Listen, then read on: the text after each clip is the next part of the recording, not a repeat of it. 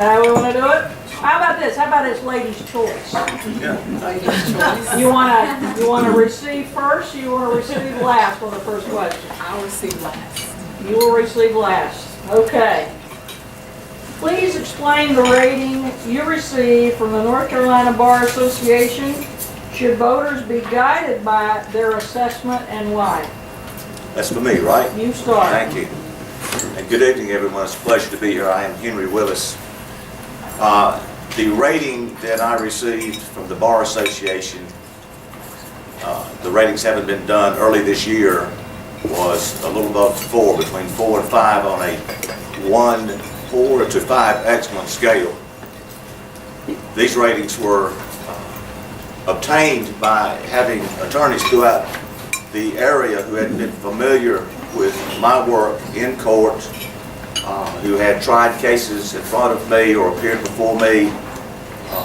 They were asked to rate on several items, including professionalism, legal ability, administrative skills, things of that nature. And I have a copy of the rating somewhere here tonight. I'd be glad to furnish it. But my ratings were above 4 on each category, which is above average to excellent. When I first found out that they were going to be rating judges, the first thing I thought was, oh gosh, oh gosh, oh gosh. How is this going to be? After having reviewed my ratings and ratings of judges, the colleagues and others that I know, I felt like it was a fair rating. I was pleased to have been considered to be able to carry out my duties in a fashion which the attorneys and others thought was acceptable and, in fact, above average. Hope I've answered that question adequately. Can you ask the question again? Please explain the rating you received from the North Carolina Bar Association. Should voters be guided by their assessment and why? Thank you. I personally feel that voters should not be guided by that assessment, and I believe it's easy. And I guess when you look at the situation, because I know I've seen comparisons, and I just want to say that when you're looking at judges, especially my opponent who goes over 3 different counties, and then you have someone that is voted, this was the first year that they ever did non-incumbent races. And the judges were rated actually last year in 2011. So there are a lot of different reasons why you have to look at whether there were controls in those. And the North Carolina Bar Association is a voluntary bar association. It's not the North Carolina State Bar that guides us and gives us our license. It's 2 different situations. And as far as my rating, I certainly wouldn't stand by it. When my opponent says professionalism, administrative skills, communication skills, and those types of things, I certainly have good communication skills, and certainly when asked by my colleagues, I believe there were 102 people that rated on mine, and judges versus lawyers, there are different considerations when you look at those bar association things. So just with those types of things, I think you have to understand the overall picture, who was answering, and it was an anonymous survey. So we don't even know who sent that stuff in. So that's what I would say in terms of being guided by if we knew. I don't know if those people knew me or didn't know me. So. All right.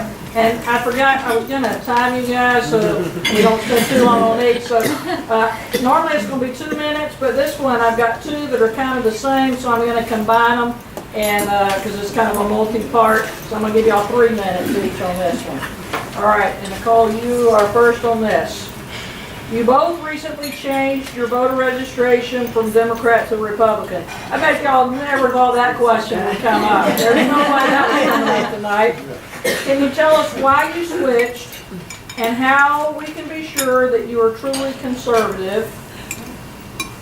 And what has your experience been with the party since switching? All right, go ahead. Well, I would certainly say as far as my switching, it wasn't as recent as my opponent switching. I switched almost 2 years ago.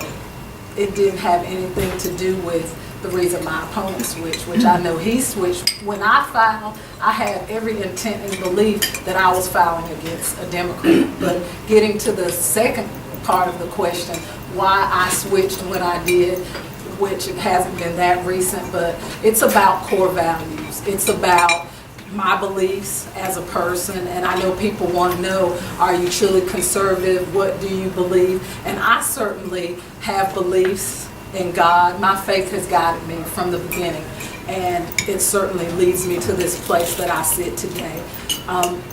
In terms of being a small business owner, I have had these discussions in my family over years. I mean, I have 2 brothers that are retired military that are registered Republican. And sometimes when you go kind of with the background that your family goes with, you don't think about that. And we've had these discussions. And so it was something that I decided to do because of core values, because I'm a small business owner, and because I believe in promoting safety and the values that the Republican Party has. So that's why I switched. As far as being conservative, as far as what my values are, like I said, I welcome anybody to ask. And as it relates to faith, that's not something that happened when I switched parties. As it relates to all of the things that are my core values, that's always been a part of me and consistent with the party. So.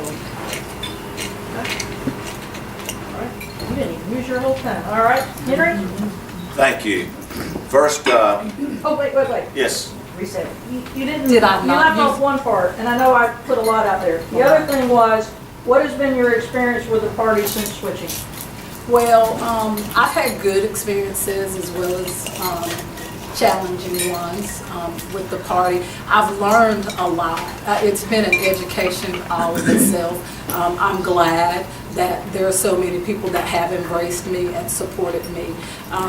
You know, there's just been a lot of learning experiences, a learning curve with regard to this, because it's a situation where, you know, when you interject yourself into politics, before it wasn't an issue because I wasn't running for an office, and you know, now it certainly is. Just I appreciate people asking me questions and wanting to know who I am and what I'm about, because I don't have anything to hide at all. It's been a good experience overall. I've learned a lot and I've met a lot of wonderful people, so I'm thankful. All right. Now you hit your 3 minutes. All right. All right, Henry.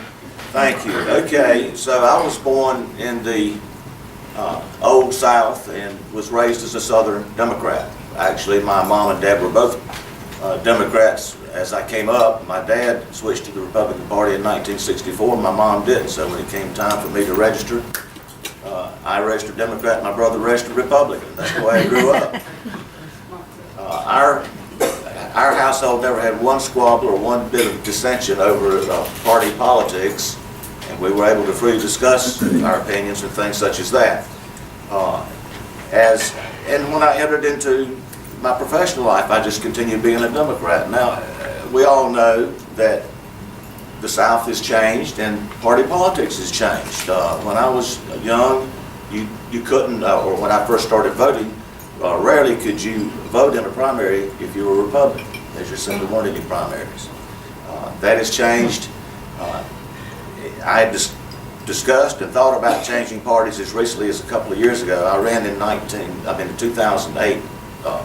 I was on the Democratic Party. It's a nonpartisan race, but I was a Democrat. I had been considering changing for some time. I tipped my hat to Ms. Phair. She put the word out she's coming against me, and I thought, well, now's the time. Now that may sound a little silly to you. That may sound a little silly to you, or maybe even a little bit convenient. But what I'm telling you is that I'd already strongly considered it. When I changed, it was not a leap, it was a step. And the step is one, as a judge, and I might also mention in a moment, but as a judge that I felt was appropriate, it fit my philosophy, it fit my values. One of the serious things about being a judge is that when you work, when you do your job, you can't consider party politics. I have never known, to my recollection, the political affiliation of any person that has ever come before me in a courtroom. I'm not going to inquire of that affiliation. It's none of my business. My job is to follow the law, to rule accordingly, and have no regard to party politics. Now, You got about 45 seconds. this party has warmly received me. I'm so grateful. I love the enthusiasm in this party. It resonates every time I get together with a group of Republicans. And so I feel very well accepted. And Lisa, my wife, I forgot to mention her. I had her switch to to Republican when we got married. She switched me back. I had her switch to Democrat, and she got me back. So she's back where she wanted to be anyway. I think that pretty much says it, but if you follow-up questions, I'd be glad to answer them. All right. All right. So, Henry, this is back to you. Ready? What can you bring to the bench that your opponent cannot? 2 minutes. I will start by saying I have about twice the legal experience that she has in terms of years. I'm 33 years in the practice of law. I have 11 years of experience hearing cases as a district court judge. I have been to the Judicial College in Chapel Hill on numerous occasions for follow-up courses of continuing education. I have a wealth of experience, if you will, in handling clients' cases. I've brought that to the bench with me. In addition to that, I had a considerable amount of experience in my law practice doing appellate work, that is cases in the Court of Appeals, not just trial levels, where you try cases in district and superior court, but also in appeals courts. That plus having assisted, and I say assisted Lisa because she did all the work in raising a wonderful family, most of them are here tonight, I think qualifies me and sets me apart from my opponent as far as being able to continue to serve you as your district court judge.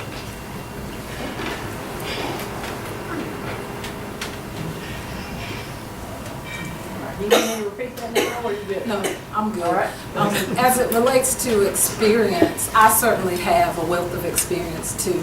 I think just in terms of age difference. I mean, I've been practicing law for 16 years. I've appeared in front of all of the district court judges, done every area of practice of law that is required by a district court judge. So I'm certainly qualified and competent to be a district court judge. As it relates to what else I bring to the bench, I certainly bring a new perspective, a perspective as it relates to being in touch with people, having been out in the community, knowing what people have and desire as far as representing people on different sides of the coin as far as court, and also just being in the community and doing things, because I think a judge should do more than just sit on the bench. I think a judge should be in touch with the community. I'm in touch with the community. I do a lot of things in terms of supporting kids, in terms of sponsoring groups and children in sports. I also tutor in schools every other week, which I've continued to do even though I'm campaigning vigorously. It's about people, and I don't just say that as a cliche, I mean it. I've been raised to care about people. I care about people that come in front of me, and I think when you're in the trenches in terms of having a perspective of looking at people, knowing what they need, being in touch with the problems, the struggles, the issues, that victims have, or just people. I mean, and that's what I've done for the last 16 years, be in touch with people, care about their everyday issues, balance those issues. So it's a perspective in terms of new blood, being alert, and being in touch with people in the community. Time was up. All right. Nicolle, this one's to you first, and I don't know that any of us are going to know the right answers, so we're going to have to trust that you guys know it. All right. Please explain, or maybe you guys are way smarter than me. Please explain the recently enacted Castle Doctrine. how did you arrive at your understanding of this new statute? Before you answer, how many of you people know this? Wow, look at there. Okay, well, y'all can tell us whether they did a good job or not. How about that? All right, Nicolle. Well, as it relates to that, I'm not exactly sure what they want me to explain as far as that doctrine is concerned. And with regard to the castle doctrine, can whoever, I mean, I'm not I'm going to step in here too and say, castle doctrine. For judges. I'm not sure, and it may be a statute or it may be, but it's not something on the district court that I've seen. And if I'm missing something, perhaps the attorneys could alert me to it. All Castle right, is doctrine. there, I'm not sure who asked the question. Does anybody want to ask anything It's a more? change in the law that allows a homeowner greater latitude in defending themselves from an armed intruder. Okay. I'm not familiar with it as a castle law. HB 6. Yeah. All right. So we going on? Well, y'all want to say anything Tom after? has mentioned what it's about. It's the rights of homeowners to defend their property when the property is under assault. I just didn't recognize it by that. So would you like to say something about it now, or? Can you give me the question? Please again? explain the recently enacted castle doctrine and how did you arrive at your understanding of this new statute? How did I? Yeah. Or any new statute, correct? Do you wait Well, I until mean, it becomes an issue as an attorney or in a case, or do you keep abreast of things as they're enacted? Well, as it relates to statutes and things of that nature, you have a wide range of things. I mean, some of them that affect district court judges and some of them that don't. I mean, as far as lawyers, we stay abreast of the facts by having a required amount of 12 hours of CLEs that we have to have per year, as far as going there and being abreast of what new statutes and what new issues are relevant in our practice of law. Where you have things, some things that are not going to be relevant to a district court judge. But I mean, just speaking to the issue of the right to defend property, I mean, I believe that people have a right to defend property. I wouldn't say that that right exceeds to the level of taking someone's life. I mean, I think you have to have a balance there. And I think that there is responsibility that people have to have. And I think it's one of those things where you have to definitely exercise wisdom and understanding. I mean, people should be able to defend their property, and it's just one of those issues where you have to take it, as we often do as lawyers and judges, on a case-by-case basis. I mean, I can't give you a blanket answer as it relates to that, but I can tell you that as it relates to my areas of practice of law, I certainly stay abreast of what's going on and informed on the issues because my clients' lives depend on it, and I take that very seriously. Henry, you want to add anything to that? Thank you. Yes. One of the great things about the law is that it's not static. It's always in a state of shift or flux, and it's not usually radical changes, although they can occur. When a person sits on the bench and hears cases, that person needs to be aware of all the general concepts of the law, and by that what I'm saying is this. I can go through the general statutes pretty much and tell you 1A is rules of civil procedure, 5A is contempt, 20 is motor vehicle law, 15A is criminal procedure, 14 is criminal law, and I can go to those, and I think any of these lawyers who are here tonight will tell you if they're in my courtroom, very often they're going to see me what I go to the book. It's the legislation, it's the law. I don't have all of those general statutes memorized, and I doubt that any attorney does, but I do believe in following those, and I like to have quick access to them. There's another thing that I appreciate about the law, and appreciate particularly about this question, and that is, I get to learn something every day. I don't know it all, ladies and gentlemen. When I open a court on any given day, I'm expecting some lawyer at some point, or perhaps some party without a lawyer, to educate me on something. The Castle Doctrine, I got an education tonight, sitting right here. And I'm glad for the question. I wish I could have answered it more quickly, having recognized it. I didn't recognize the time, I'm sorry. But in terms of the doctrine itself, it's always close issues when you talk about taking life versus protection of property. You mean we're not allowed to shoot them in the back as they're leaving? That's right. As a general proposition, you can't shoot them in the back. And one other thing I'll say real briefly about shooting, they go to take these concealed weapons classes, and they think they've learned all the law. I'm not against that. I'm all for the ability to have it, but it's very testy. I mean, because anybody that can shoot somebody, more often than not, you're going to find yourself charged. You have to go through the system to be exonerated. All right. Henry, Yes. you've already answered it in your writing, but we'll ask it again because Nicolle didn't touch on it. Have you ever tried cases before the Court of Appeals? Yes, I have. When I started practicing law in 1979, it was pretty part of a routine law practice. If you tried a case in a trial court and if you didn't prevail and you felt like there had been some error in the trial, you would file notice of appeal. And in those days, you followed your own appeal all the way to the Court of Appeals and ultimately, if necessary, to the Supreme Court. I particularly enjoyed legal research in law school, and when I started practicing law, I started taking appeals pretty early. I had done appellate briefs as a clerk in the law firm before I was actually licensed, but the lawyers, of course, they had to read it and sign off on it to make sure it was all right. I have been to the Court of Appeals and actually argued in Raleigh before that court, which is a three-judge panel.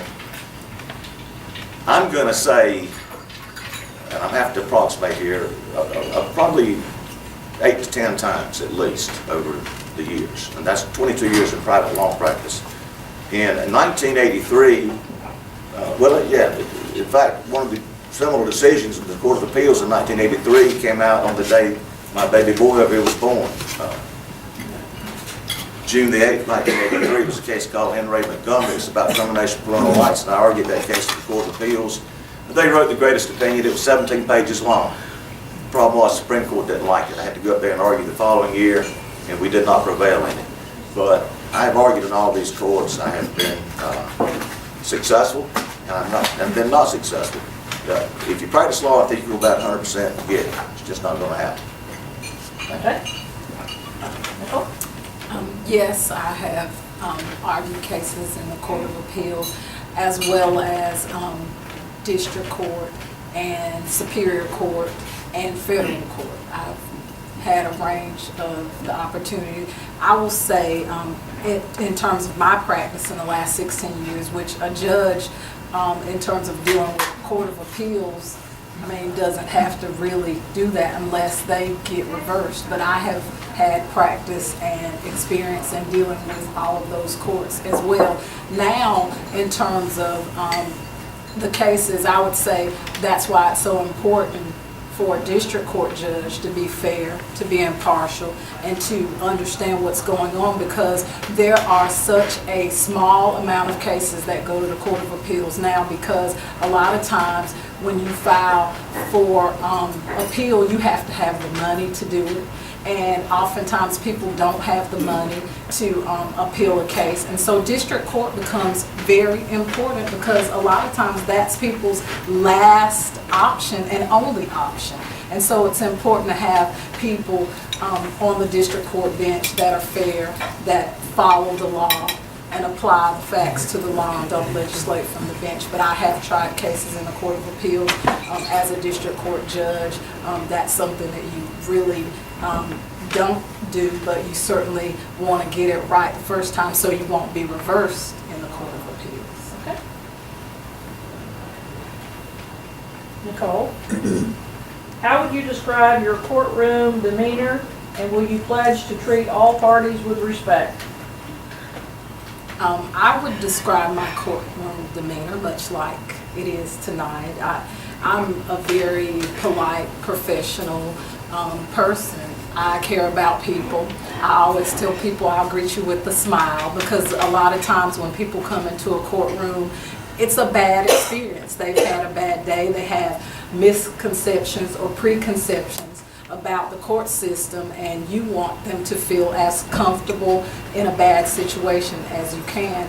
I will certainly say that one of the reasons in terms of people that support me for district court judge, the reason that they ask me to run and support me is because of my demeanor and my temperament, because I am laid back, I care about people, I'm respectful, and I have an even temperament. I don't disrespect people, and it doesn't matter what the situation is. I'm going to always be fair, I'm going to always listen, and I'm going to always be the same professional person in the courtroom. So I have an even temper. And what was the second part of that Will you question? pledge to treat all parties with respect? Absolutely. I think that, and again, as far as my name, which is spelled P-H-A-I-R,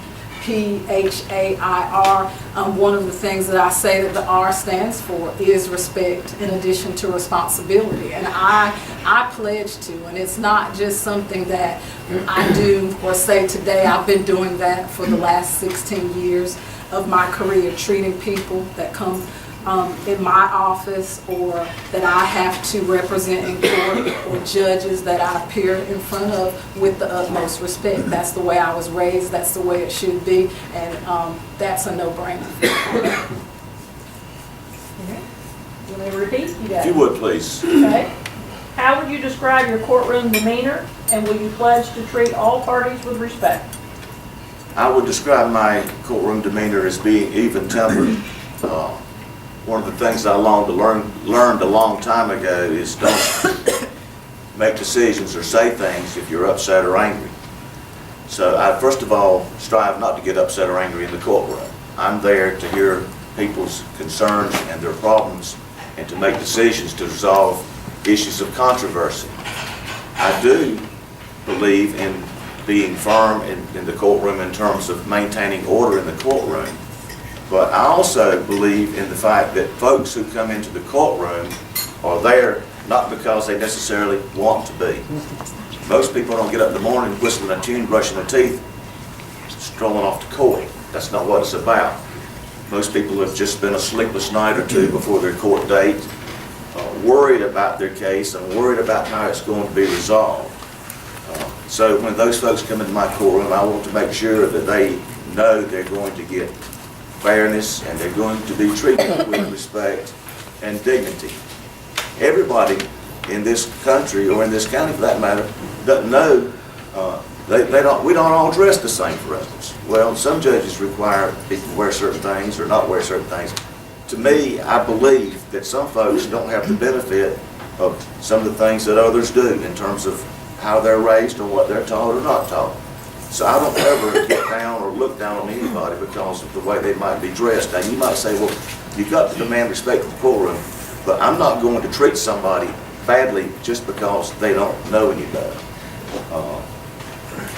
So in terms of how I can continue doing that, I will continue to ask in my prayers every morning that the Lord first grant me patience, because there are many things that can cause a strain on some people's patience, and I ask for that blessing.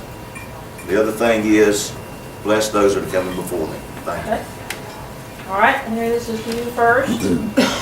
How do you maintain your effectiveness, and how do you handle conflicts of interest? The first part, effective. How do you maintain your effectiveness? Well, to maintain effectiveness as a judge, it's important that you stay abreast of the law. We do, as Ms. Phair had indicated earlier, there are certain minimal requirements that the court judges have to meet each year, including continuing judicial education. I attend those courses in conjunction with judges' conferences. In addition, I'm a regular subscriber to and try to read weekly this trade publication, Lawyers Weekly, which is an update, concise update of recent court decisions and other matters of legal interest. I think it's extremely important to stay abreast of those things, but I also, again, I ask lawyers and ask folks to help educate me as I go along in a case, and I'm perfectly willing and open-minded. If a lawyer shows me, well, and I think it's this way, and the lawyer says, no, judge, it's the other way, I don't get upset or angry at that lawyer. I am thanking that lawyer or that party for for showing me something that I might have missed. Okay, another part was how do you handle conflicts of interest? Conflict of interest are ethically and by judicial canons have to be handled by recusal. If I have any idea, if there's any indication that I might have any conflict of interest, meaning I might have an interest adverse to one party or the other, a personal interest, then I will recuse. We have a specific method for that, which includes notifying the Chief Judge's office and having our case name removed from the case and signing an order to that effect. In fact, one of those canons of ethics says that I can't hear any cases that Ms. Phair is participating in during the term of this election. And it's fair enough. She doesn't want to have to come in front of me, and I certainly won't have to be calling those cases with an election going on. Okay. Nicole? Can you ask the question? How do you maintain your effectiveness? How do you handle conflicts of interest? Well, in terms of maintaining effectiveness, again, it's already been said, we have to have CLEs. I go to CLEs, and I don't just do the minimum. I believe in every year that I've practiced law, I go above and beyond because I enjoy learning and being effective and knowing what's going on so that I can help people and best serve the people that retain me to do that. And the court best serve the court as well. In terms of also maintaining effectiveness, again, I think it is so important to understand, to participate in the community. I'm active in my church, and that gives me a perspective that helps me be effective as an attorney and helps me be effective as a judge. I'm active in my community. I sit on several boards, including the Juvenile Justice Crime Prevention Council, which I've done for the last 6 years, and it helps you to hear and see things that affect the community so that you know what's going on in the community, and that helps make you a better person in terms of serving and doing what you have to do in the legal arena. So in terms of maintaining effectiveness, it's very important being in touch with church, community, and I will also say I have a family that I love very much, and staying in tune with them as well helps me to maintain effectiveness because it creates a total perspective that when you're in the courtroom, that you understand that you're dealing with somebody's mother or sister or child, and you want to be effective in what you do. Okay. The last part was conflicts of interest.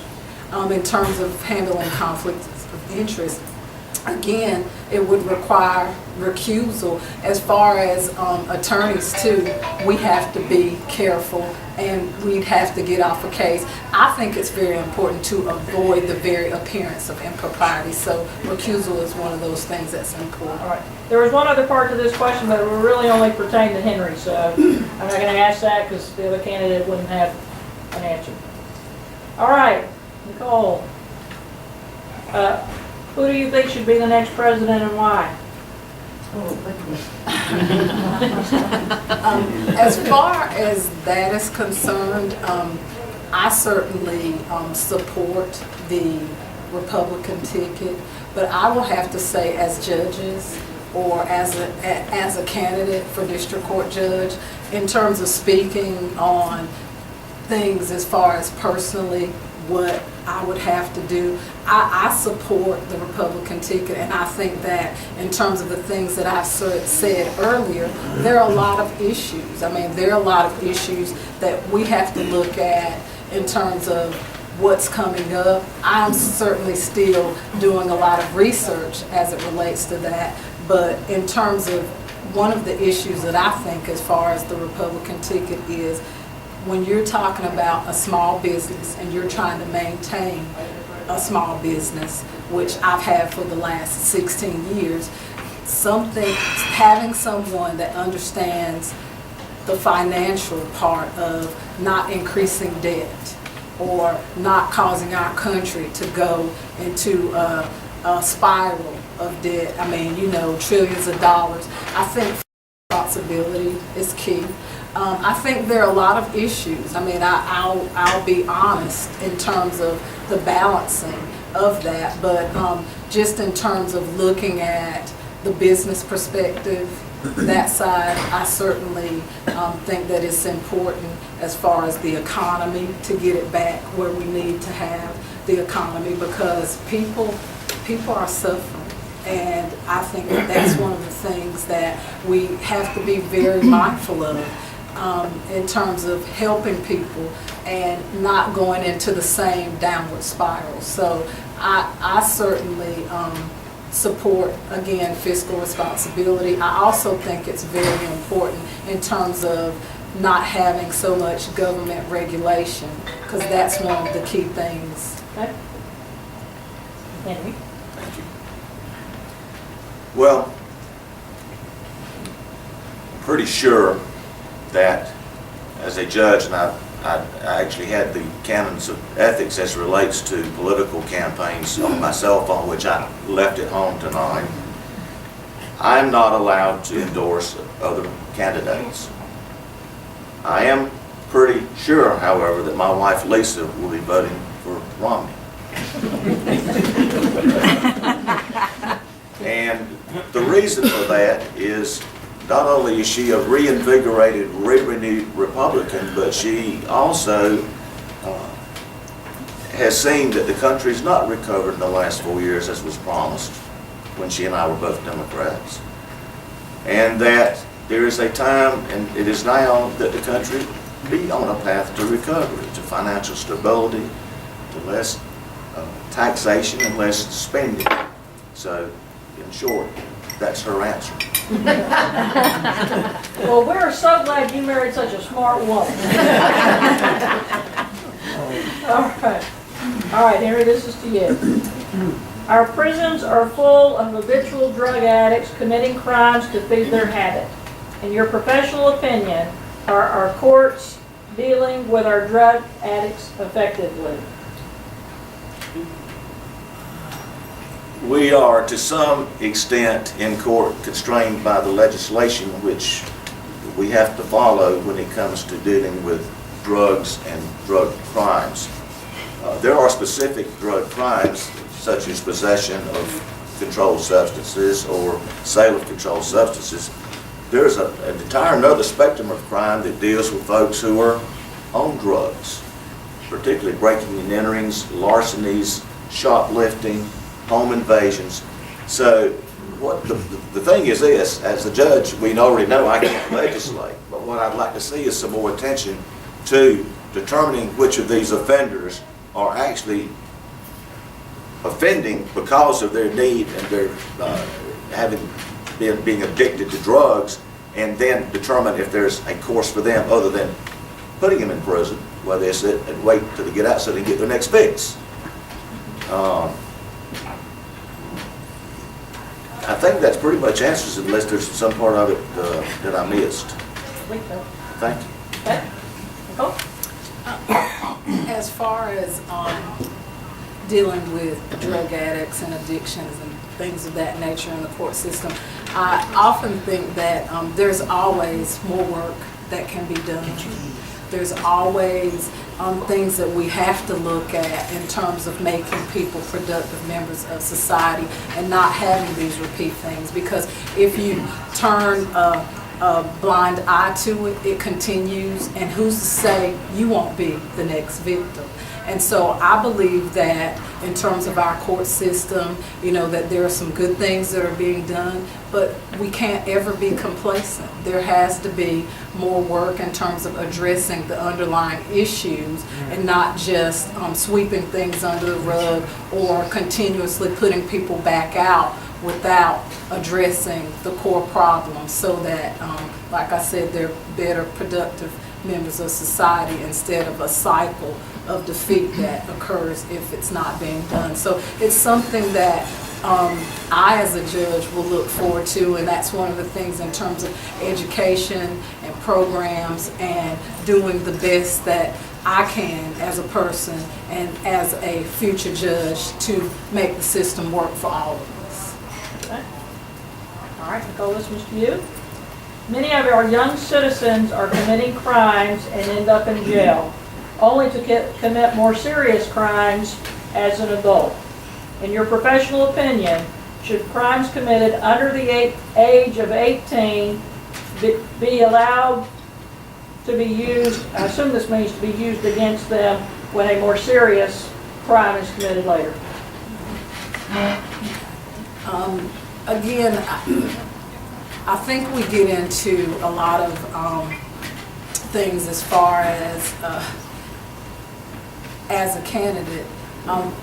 My own personal opinion really doesn't matter as much as one of the things that I say in terms of being a district court judge is that you have to look at things on a case-by-case basis. I can't tell you how I would handle any particular case all the time, but to specifically speak to whether something that a person does under the age of 18, that's something that I've addressed, as I said, being on the Juvenile Justice Crime Prevention Council for the last 16 years. And in terms of juveniles, certainly you can't vote under the age of 18. You can't do anything, you can't drink under the age of 18. And I would dare say that it would be a terrible thing if any one of us in this room were responsible for everything that we did at the age of 18. And so I believe that it's one of those things where there's a juvenile age for a purpose, and you know, we have a duty as a society and even in the legal system to address those issues so that those people, juveniles certainly need help and guidance, and sometimes the support system is not there, and addressing the issues so that they don't become repeat offenders, getting them to programs that they need. I believe that it should be a situation where the issues are addressed, and I think that North Carolina is one of 3 states that has 16 as the adult level age, and that's something that is being worked on in terms of addressing that, so that you don't make people have felonies, then they're unproductive members of society for one issue. Okay, Henry? Thank you. If I may pick up on what Ms. Phair was saying, in North Carolina, once you attain the age of 16, you can, for all purposes, and will be prosecuted as an adult, meaning that you can go to jail, to prison. It will be a youth prison, but a prison, and treated as an adult at the age of 16.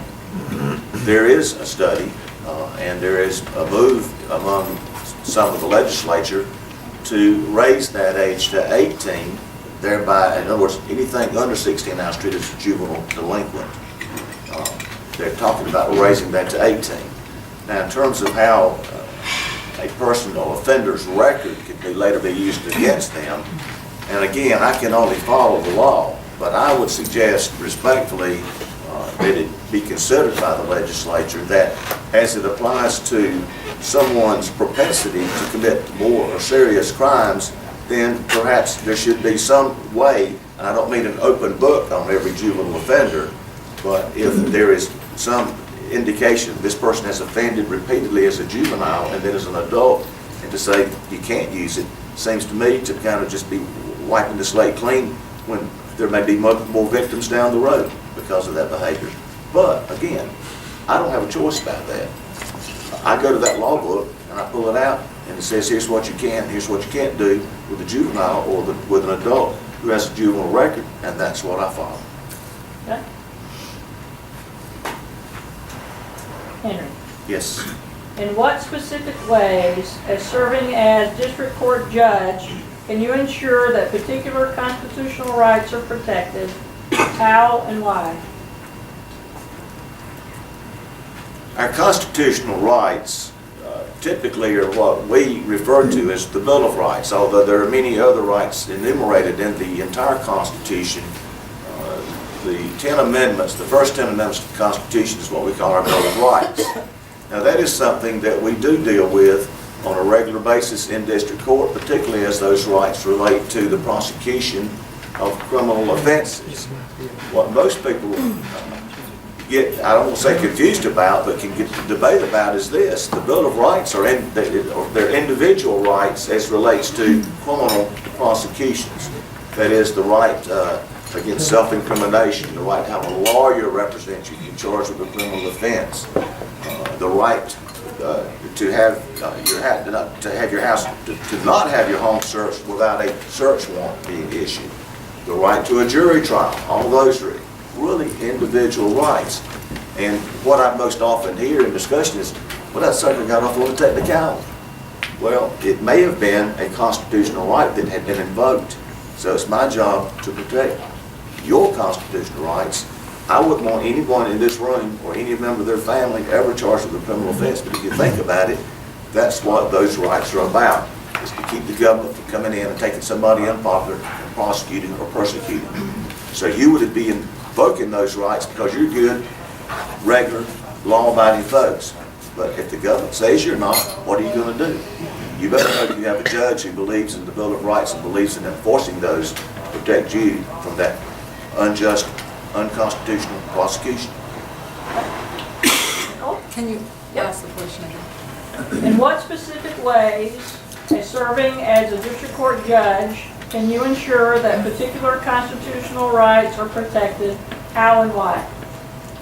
Well, in terms of serving as a district court judge, we have the Constitution and we have to follow it, and certainly making sure that we follow that law. I as a judge would certainly follow the law and make sure that it's a situation that everybody is treated fairly. I mean, that's what our Constitution is all about. I mean, when you look at the right to bear arms, or you look at the right as far as against self-incrimination, it makes the system work because you do have a judge that will follow the law and hold everybody's feet to the fire and treat everybody the same. And that is what I vow to do as a district court judge, to enforce those rights and make them apply equally to everybody. That's what's fair. And I'll certainly be true to that last name as a district court judge, just making sure that you apply those constitutional rights to everybody and making sure that people that come in front of you have the benefit of those laws, because that's what makes the system work and that's what keeps everybody honest, checks and balances, and following the Constitution. That's what we vow to do. We take an oath to do it and take that seriously. So not legislating from the bench, but making sure that we hold that line as far as everyone's constitutional rights and everybody being treated the same. This last question is just kind of a general question. What are your thoughts on what we can do to stop the rising cost of health insurance?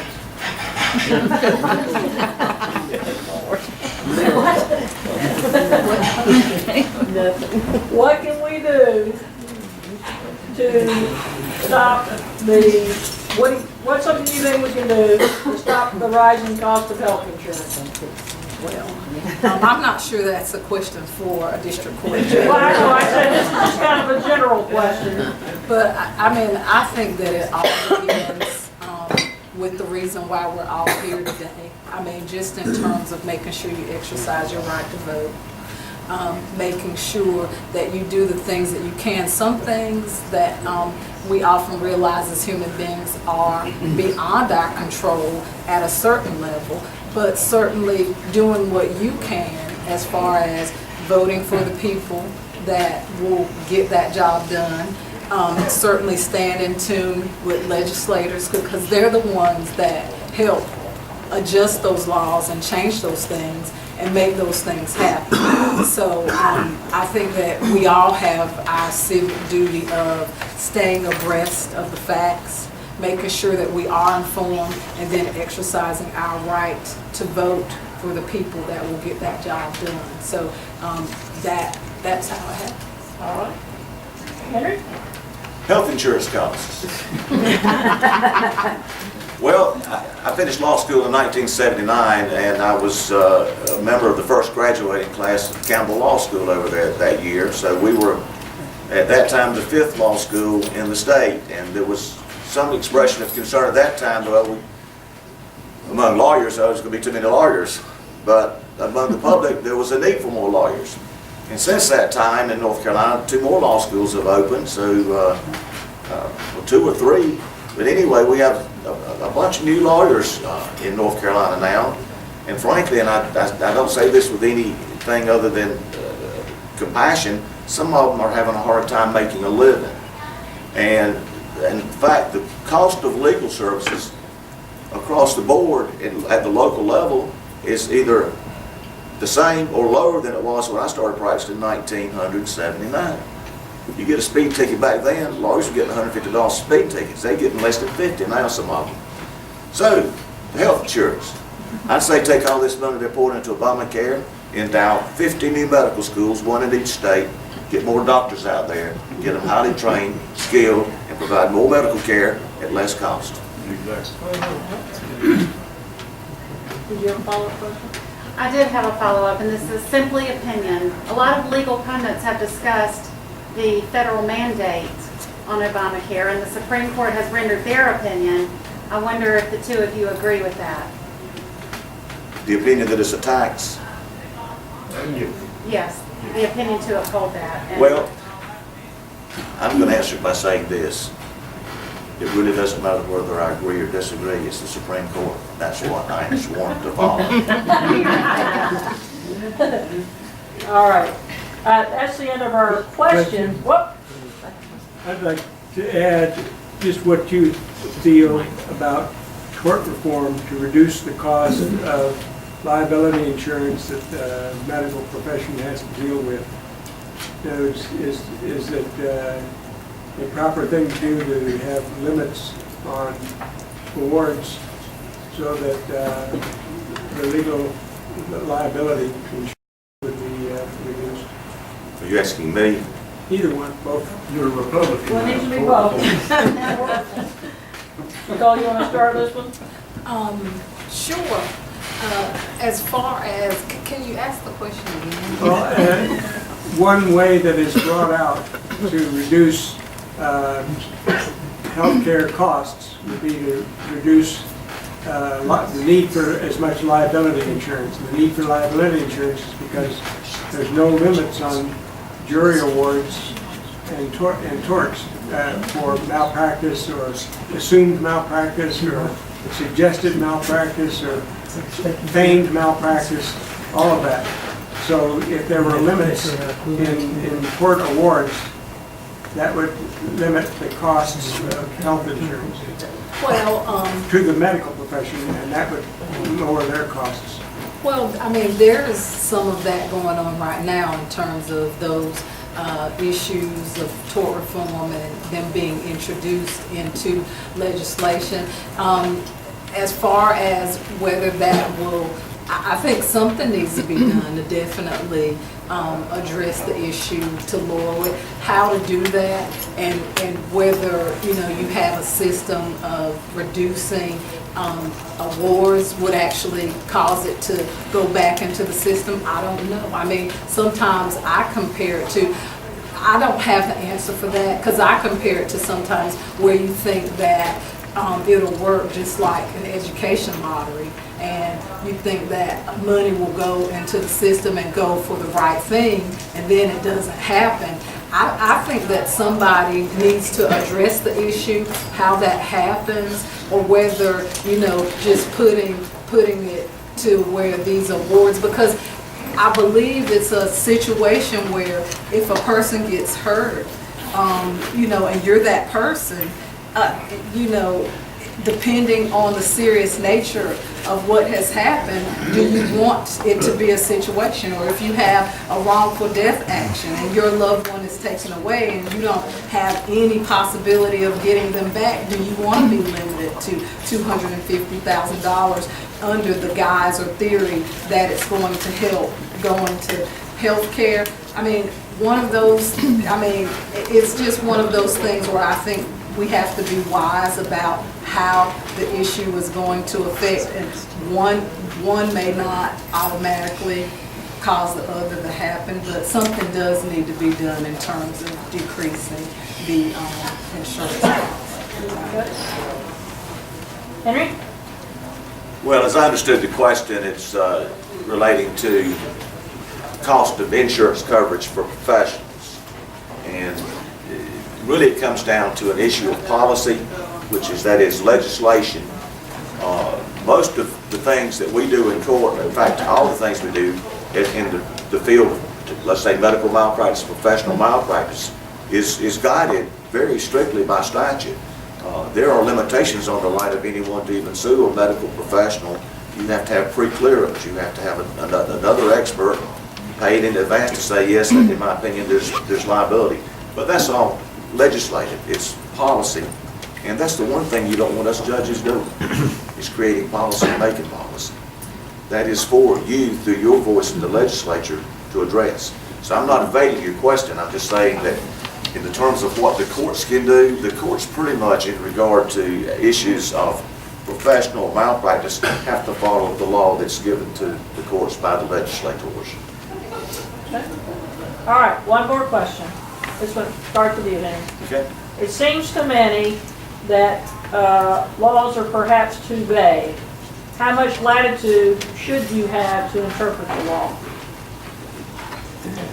When I hear the question, I'm going, for the sake of this discussion, to base it upon the notion that it's a written statute, that versus some case law.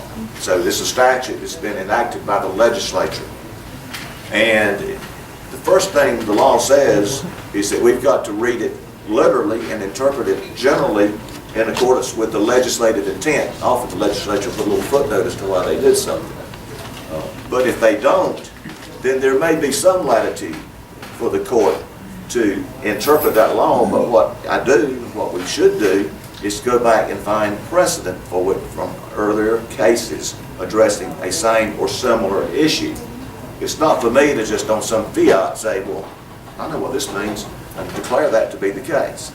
It is to follow legislative intent, follow the literal meaning of the law, and then research and find cases or have attorneys suggest cases and precedent which would enable me to interpret it correctly, subject always to appellate review, that is, review at a higher level.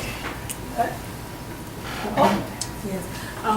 Certainly, judges have what I have seen in my 16 years of practice, what we call discretion. And a lot of district court judges, unless there is an abuse of discretion, are going to be upheld, just like I said before. I believe there is some latitude in terms of interpreting law. I agree totally that most of the time it is statutory, and you are in a certain focus based on the statute that you're given, and you have to rely on the legislative intent, and you have to rely on case precedent. I agree totally with that. Given that, I mean, there are times when, unless there is an abuse of discretion, that certainly judges have to exercise their common sense. And I certainly would be a judge with common sense, with integrity and fairness when things come in front of me, and certainly exercising that discretion, not in any way abusing the discretion, but certainly to follow the laws of North Carolina and the Constitution and be within that window and use my common sense for the cases that come before me. Okay. That's the end of our questions, and I'm going to give each of you, just in case we didn't ask you everything you wanted to share with us tonight, I'm going to give each of you 3 minutes just to share from your heart what else you might want to say to your audience. And Nicolle got the choice of who started the questions first, so Henry, I'll give you the choice of who gives the last comments first. I'll defer to Nicolle to make the first statement. All right, 3 minutes.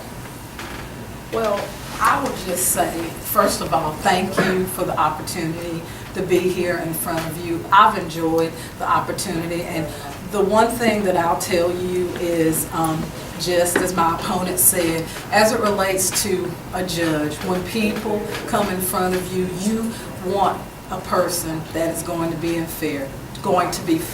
There's not going to be an inquiry about party or position, social position, or anything of that nature. Judges should be fair and impartial and render verdicts not based on the lawyer that's in front of them, but based on the law and the facts.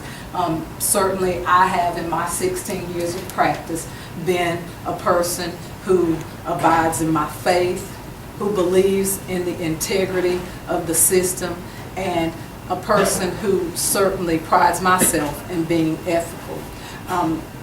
I guess it's for you to judge as it relates to communication skills and those types of things in terms of what type of judge that I will be. But I can tell you that for the last 16 years that I've been practicing law, I've cared about those that I have represented.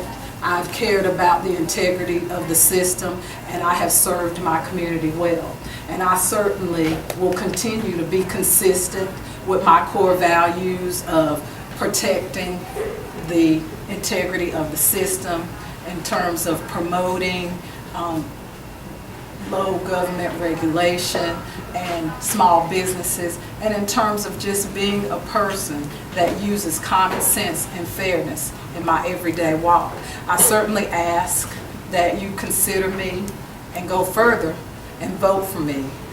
Today was the first day of early voting. I certainly ask for your vote. Tell your family, your friends, that I am Nicolle T. Phair, the fair choice for District Court Judge, and I thank you for your time. God bless you.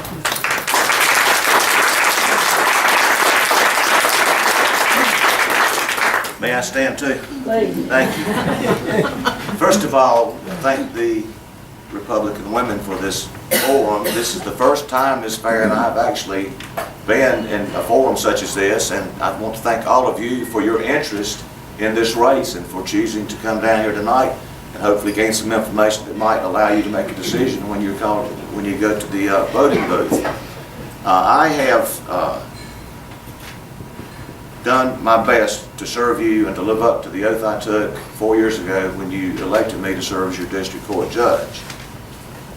I have continued to follow the law and will continue to follow the law. One thing that I think is extremely important, and I'll just tell you from the personal side of things, I'm tooling along. We already talked about Ms. Phair deciding to run against me, and I said, well, first thing that happens is you look at yourself, you look in the mirror and you look at your bride and you say, what have I done wrong? And I certainly hadn't been in the newspaper. I hadn't made a decision that's been so wild that anybody thought anything about it. What have I done wrong? Well, I figured maybe if I'd done something wrong, we'd have heard about it by now. The opportunity's been here. What I've done is worked hard every day to serve you, to serve the people that come before the court, and to resolve controversies that can't be resolved without somebody making a tough call. And yes, it is a tough call in tough cases.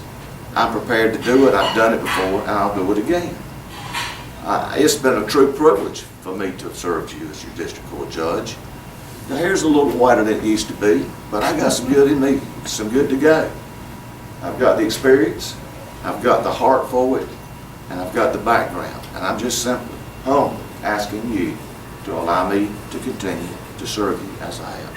And I thank you again for allowing us to be here tonight.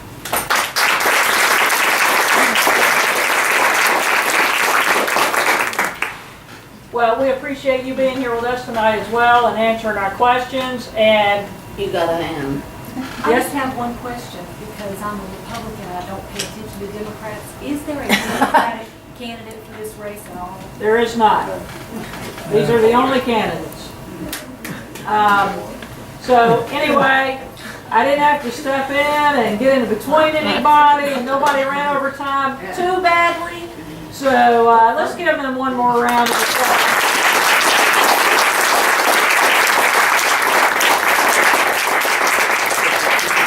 This does conclude the forum part of our meeting. We will have a short